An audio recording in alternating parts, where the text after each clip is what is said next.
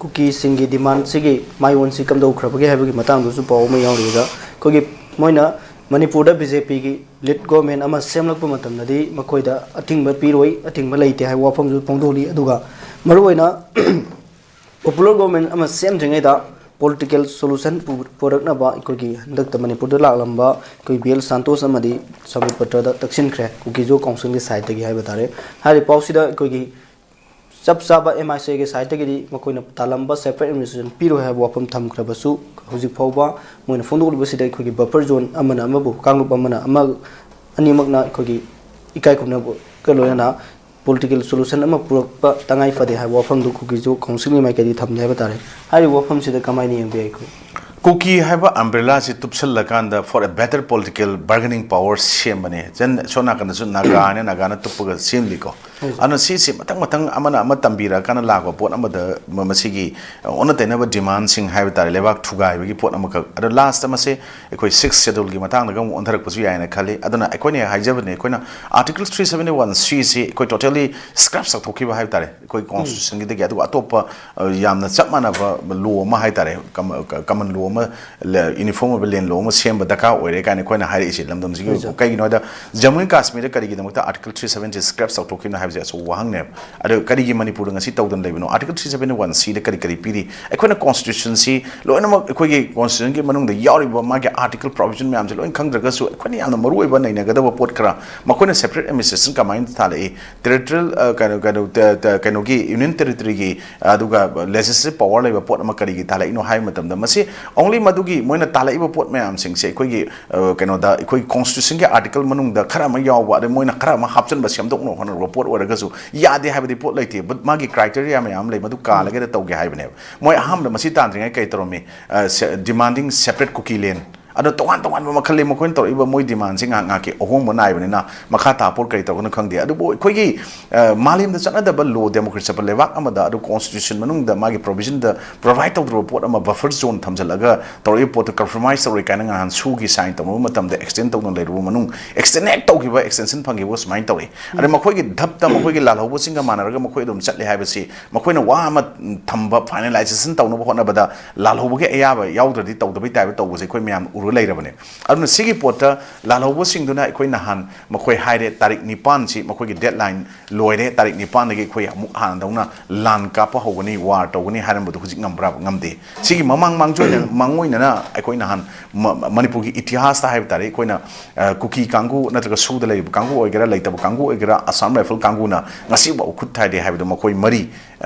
UK NA gi warmane ko marmaina kapaga hatkiba asan pur gi sui ko masina achoba parama example ama adu warning ama ekoi cookie gi su to kangu su nan su group ta su adu cookie gi sumba movement da lalawu sing choglaga India gi apun gi saktum thugai na bonari ba India gi constitution gi against lai kangu da mase ekoi na tawra aga disini hana utpa man pot ama yawi warning people man ai wakhanda ana simba mayam sing se ekoi na mase kupna naina ba mathau tai hoji aduna makhoi na tawra iba demand mayam sdi masidi mahi charoi da wa adu fulfill oi da demand ngaktani masigi keno da ekoi na yam haining de ngasi matam sang na wari sharla coaching dum magi solution pidana dum thammi ada solution pidana thambaduna maram warakanda amu ekoina jungle da leiru raba ekogi lan ka pak leiru kangu mayam singsi puthor aga yam nungai na ekoi building da thamaga AC room da thamaga wata padana piraga nungai thama matung da amuk jungle chatlo haibasi aina hana chatlo lambi duragi disini han nungai ramena khallaga masi khara mokhai ma handraga su madugi potu ayamana handau mande aro ningtam lalho iho hobo kangu haibasti makhoi katanate aruga value ebrasu hana ekoi sovereignty hanjin gadabani ekoi independence phangan gadabani aru ekoi pre major status lehen gadab major mamang le major agreement tawdringai da lejan ba isa gi saktham nga kadawni ekoi manipur gi onesu valley gi obela hopa valley hill na khaibe wanatana mayam le example ekoi PLA UNLF pre-prac pro KYKL mayam ama leire KCP adagi mayam ama leire sigi pot leiriba mayam sigi moigi lal hobu gi magi pandam mana thamiba magi target tuga makoin to ichi khenaba am leir makoina highest makoigi community gi pot ama makoina project ama toriba zelengam project gi manung channa makoi tongan ba jo family gi sin kuki narco terrorist koina haiba makoina toriba potu matungina Mizoram dagi Nagaland dagi Assam dagi Bangladesh dagi Myanmar dagi macet lausalakanda makhoi gi oiba country ma semagi pandam ma yauri haba poto madudi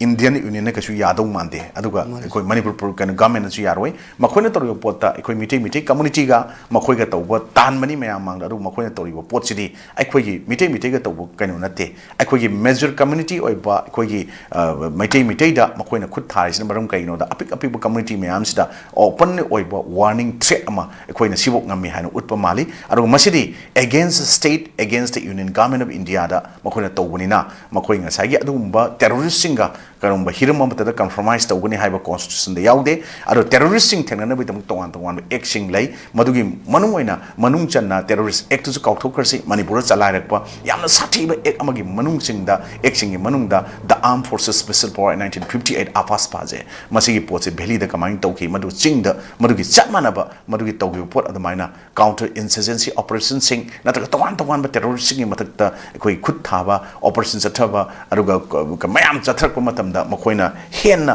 waga da buse adu praja miyam ni adu praja miyam na hujikti openly koina government formation to bona traga lewak sin fi shanan leibada peace pro no da support to pa ma su khulai pai ba mapana ki changsilakpa adu Manipur da leiba sing na changjapam piru ga changjapam piru sing bun na het laga tor ko mayam sin ngasi Manipur irang si loisin mangam na thambane ai thamjaninge aduna sumba mayam sing se koina ngasi di kari gino hai kanda masi matam sangna koigi since 1949 dagi ko Indian Union the merge to matung da paibir eba sasan to bir sasan yaubiram eba lengak pa paibiram eba lengak pi singsina aikoi oiba chapchaba policy program ya piram da bai mathakta aikoi gi borders edum horaga sana leibasina aikoi kilometer 380-90 kilometers ni Manipur gi jaga leise aro in north eastern state ki pulakku ngna 1500 ki miyagi kilometers se horaga leibiste mapana gi changchalakpa illegal immigrants aro mayam sing so called narco terrorist drug mafia gang cartel mayam singsina masigi pot to yo posing asi di khanga abanina aikoi masigi potse ngasi di thengnamina ba mathau tai haibuduni